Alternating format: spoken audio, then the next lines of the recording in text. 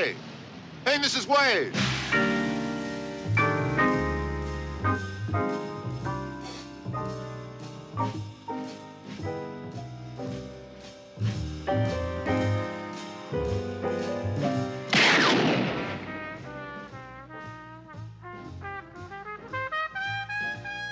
There's a long goodbye.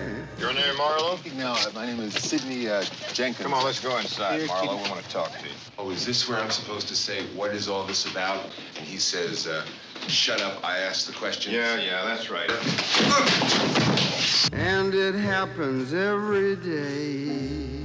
Right profile. Sit down. Sit down. What the hell are you doing here? That's what I'm going to read this thing, Swanee. Swanee, how I love you, how you... Should I get Al Jolson? When some passerby invites your eye to come her way. There'll be a lot of people looking for me as a result of my lovely wife. If it was a murderer, he murdered his wife. That's a lie. I know he didn't kill her. He couldn't kill It's a minor crime. A minor crime, a misdemeanor to kill your wife. The major crime is he stole my money. Your friend stole my money, and the penalty for that is capital punishment. Even as she smiles a quick hello, you let her go. I like your face, too. Could you find my husband for me, please, Mr. Marlowe? You let the moment fly. I'm a man cannot stand confinement. Who the hell are you? Well, I'm this here private investigator who was sent here this afternoon to find you. Did you come here to see me or my wife? It's none of his business. Write the check, Roger. What check? Write the check, Roger. Whoa. Too late, you turn your head. You know you said a long goodbye. You never learn. You're a born loser. What do you think, Mabel? Ow! If you have any trouble, I'll back you up. I have fresh evidence now for you to reopen the Terry Lennox case. You ever think about suicide, Marlboro? Me? I don't believe in it. Goodbye. Don't you try to be nice to me now. I'm leaving, and it's goodbye. I ain't running after you in the rain when you're catching a plane. No more. Goodbye, goodbye, goodbye. I'm through this time, and I mean it. We called him Rip Van Marlowe. And we took the position that he'd been asleep for 20 years, woke up, and Elliott just wandered through that film. And that was our idea, that he was wandering through this landscape in this film, trying to invoke the morals of a previous time into this early 70s. I was in Ireland shooting images, and Elliott Kastner and Jerry Bick kept sending me this long goodbye script. I said, I'm not interested in doing that. And then I forget who it was, maybe David Picker or somebody at UA said, oh, they'd be interested in using Elliott Gould. I said, now that's pretty interesting. I was living in the West Village in New York then, and I got a call from Bob, who I believe was just finishing Images, the picture I believe that he made before this. And he said, well, what do you think? And I said, well, I always wanted to play this guy. And Bob said, you are this guy. So that was a great beginning. And I said, well, if I can do this with Elliott Gould, I'll think about it, and let me have the script. So I read the script, and I love the ending. The fact that Marlowe blows Terry Lennox away. And I said, okay, I'll do it, but I need it in the contract that you can't change this ending. I can't shoot the picture and say, oh, well, we can't have him do that, so we'll do something else. You can't recut it on me. And so we got all that arrangements, and then we went ahead and did it. In 1970, I was on the cover of Time, and the Just So Hot, and also barely with a clue as to what the world is and what's going on in the world. But in terms of my own mission in life, coming from a dysfunctional place, nothing had any meaning to me, and I had to get way out in front to be able to take the chance of either turning back or being on the curve to be able to see for myself.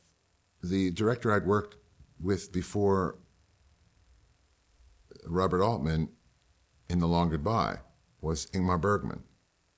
And the project that I had done in the United States prior to The Touch, the Ingmar Bergman picture, was a picture that I had produced and acted in called Little Murders.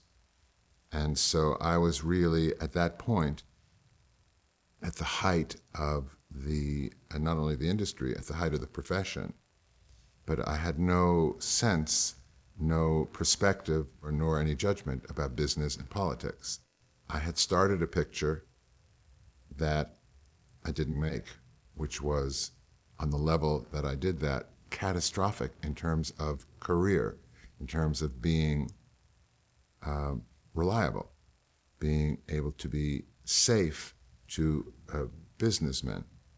I was in good faith, but I had no perspective and no judgment and couldn't understand why the business people would question my instinct about a picture that wound up not getting made. So I was out of work for about a year and a half, and my career really went right down. It just bottomed. And Bob Altman and David Picker gave me this opportunity to reinvent Philip Marlowe. And so we embarked on making this picture. I remember when Bob called me and told me that he had the beginning of the picture with the cat. And he was so tickled. And of course, that is the theme of the picture, that you can't lie to life. It has a comment to do about friendship and people who, I mean, it really tied in with the ending. He thought Terry Lennox was his great friend, and Terry Lennox was not doing him well, so he didn't do Terry Lennox well. Cat was the same way. The cat was around as long as he got fed. When he didn't get fed, that's the end of the cat. Leigh Brackett is an American icon, and of course the picture that Robert Altman was making, I had said to Leigh Brackett when we first screened the picture prior to it opening, is it okay with you? Because we've taken so many liberties and gone beyond boundaries. And she said, it's better than just okay. I said, is your work validated? You know, and she said, it's more than validated. I know she died before it was released, and that was disappointing for me. When it was set with Elliott, and as we started going to these locations and seeing what was going on, and as I say, we referred to it as Rip Van Marlowe, as if this guy had been asleep for 20 years and he woke up. And then, you know, that early 70s was a very weird time in American history. I mean, it was, the hippies were there, everything was health food and exercise and cool. Everything was kind of glazed in a haze of pot smoke. And we just decided to do this. We made all these references to 1973 when we were shooting, but it was as if it was new stuff to Marlowe. A phrase that Bob let me use throughout the picture. The very first day's shooting, we shot, of course we shoot out of sequence, we shot out at the CBS Radford Studios in the foundation level where this was going to be a office building for private detectives. And I'm playing this private detective who existed in another time and was not state-of-the-art. And I remember Steve McQueen came to say hello. That was nice that Steve came to say hello. But that was the day, on the first day, when I walked in to see what was going on. And I think Sam Spade was going up in an elevator, and I think some of this may have been edited. But I said to the receptionist, it's okay with me. Meaning, I don't know what's going on here, and so long as, you know, we're in balance, whatever it is you think, you know, whatever it is, you know, you see, it's okay with me. And one day, Bob hired a skywriting plane and to fly past my house and write in the sky, it's okay with me too. Once I've hired the actors, whether it be 30 or 2. And so I take this two-dimensional kind of sketch that I have, which is supported by a script and the sets and the perimeters and the ideas of it. Then they suddenly take it into the third dimension, and sometimes into the fourth. But so I'm through at that point. I can't tell them what I want to see, when what I want to see is something I've never seen before. So how can I say what that is? I insist that they do the work, and that they do what they became actors in the first place to do, and that is to create. What Bob Altman does in his work, in his films, is show life taking its course. There's nothing more interesting than that. He's got this very brilliant imagination, and so I was just very fortunate and privileged to be able to be an instrument for Bob, especially in The Long Goodbye. I had seen Nina Van Pallandt on Johnny Carson, I guess, and I thought, man, that's Chandler's blonde. That's what we want. And so I called UA about it, and they said, okay, you can test her. When Bob decided to test Nina Van Pallandt, I thought, this guy knows what he's doing.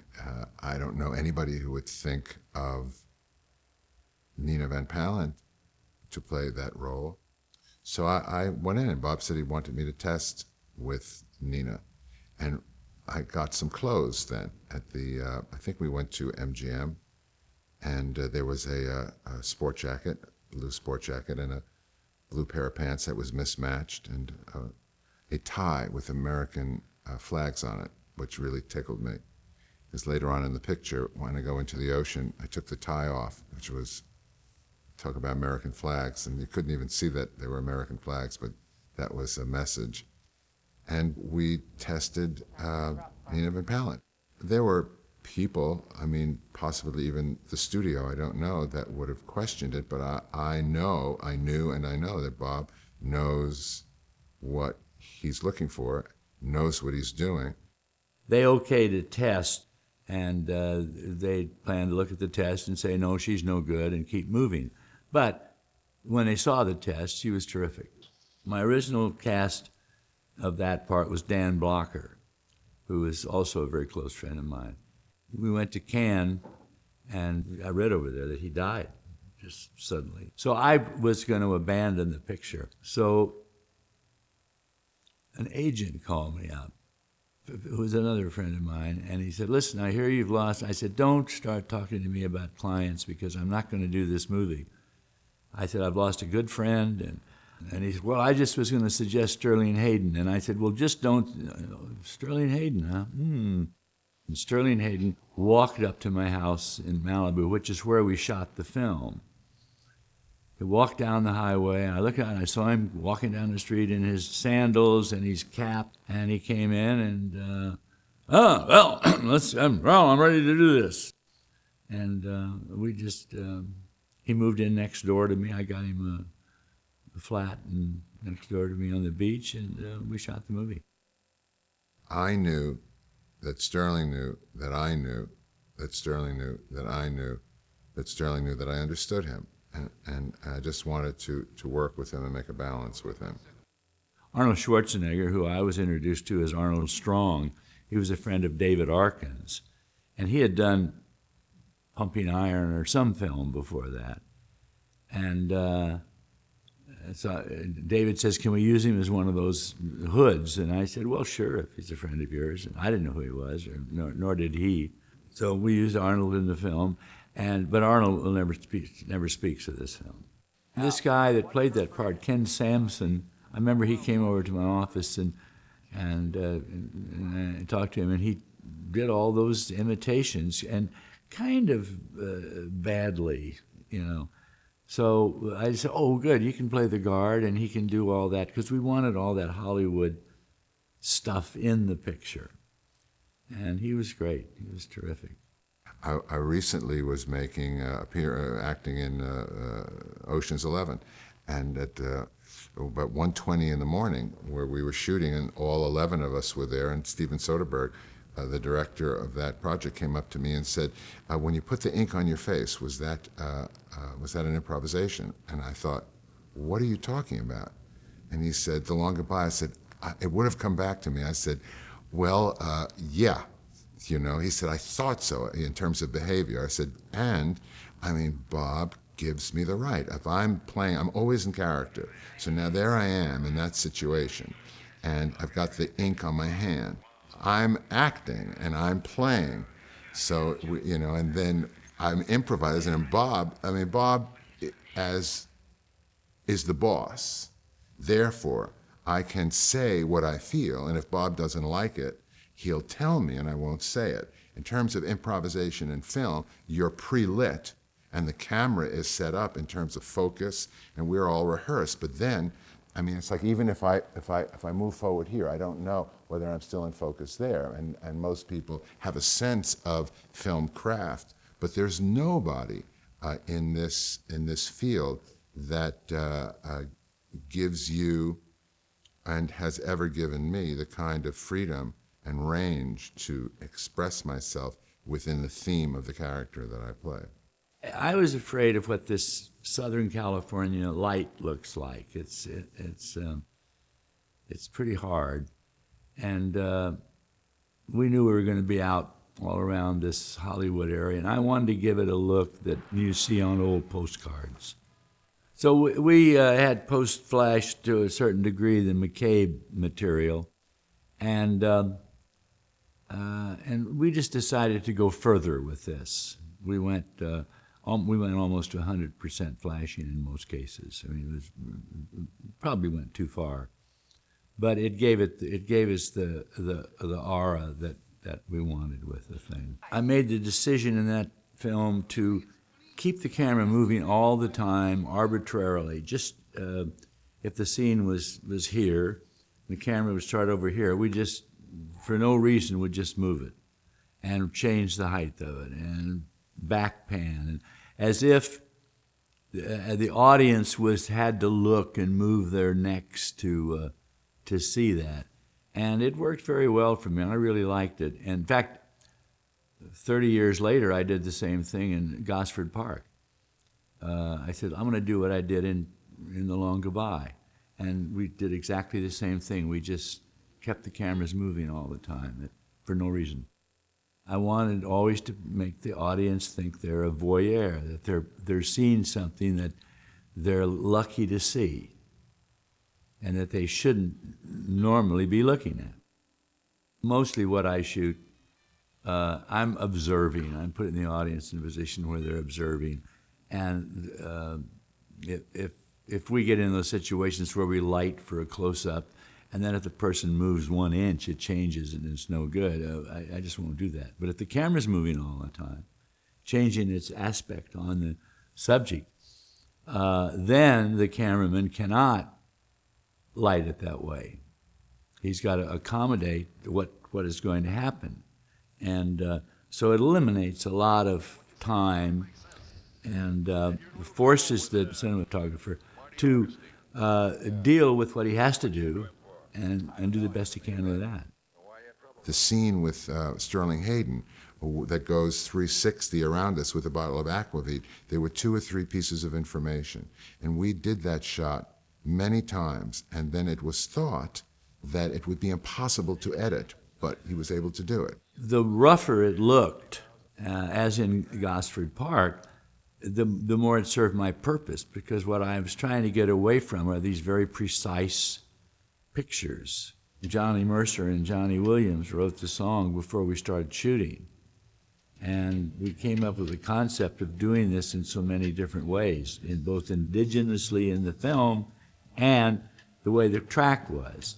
So, like when he rang the doorbell, it was da-da-da-da-da. In Mexico, we found that Mexican band, and we had to put the music on the back of the guy and head of him, so that they're walking along, and we showed that in the pictures. You see them coming toward, and they're playing do do do do do, and as they pass the camera, you see on the back of each guy is the music, so the guy behind it can play it.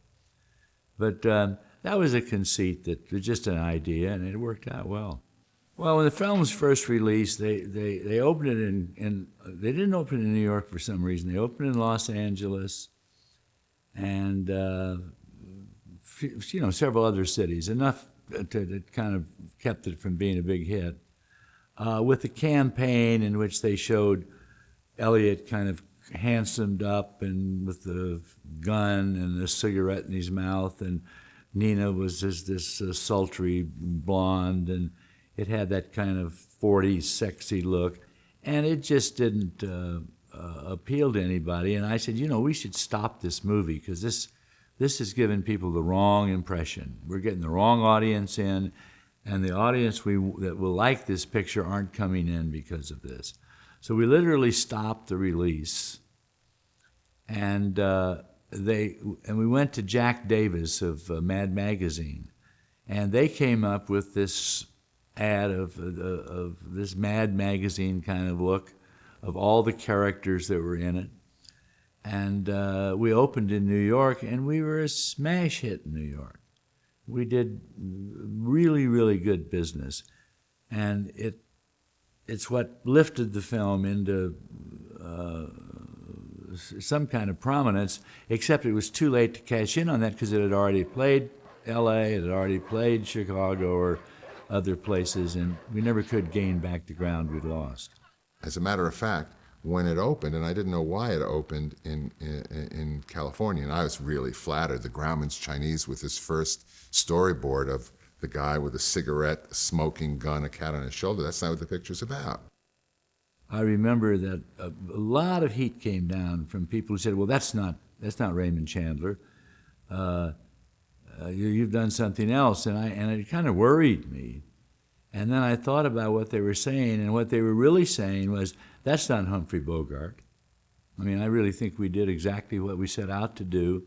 It was a reinvention of Philip Marlowe. A failure is something that doesn't come down to become the lowest common denominator. And more so now. It wasn't as bad in the early 70s, but it just progressed worse, where it all became the best film is the film that made the most money.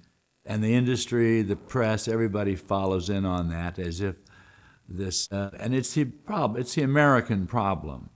It's greed. The Long Goodbye was my favorite for a very long time, but I don't want to dwell on favorites. Some of my pictures are better, some are not, but there's something in everyone, and I've lived through it all. And therefore I could look at anything we've done and could show you a reason for having done it. I don't direct, I watch. I see it, and if I'm wowed, I know what it is to what I've got, because I'm excited. But if I meet one person comes by on the beach and says, "Oh, I've never seen The Long Goodbye, but I hear that was pretty good. You want to see it?" I'd sit and look through that picture with that one person through the whole picture. Otherwise, I could have that arranged so I could press a button and I could see any film I've ever made at any time. I'd never look at them. But if I get one virgin in there and I can look through their eyes, then it's worth it. And so The Long Goodbye has become somewhat of a cult classic.